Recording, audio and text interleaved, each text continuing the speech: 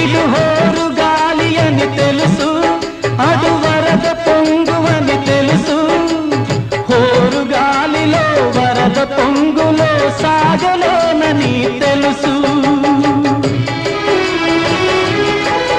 అది జోరు వాన అని తెలుసు,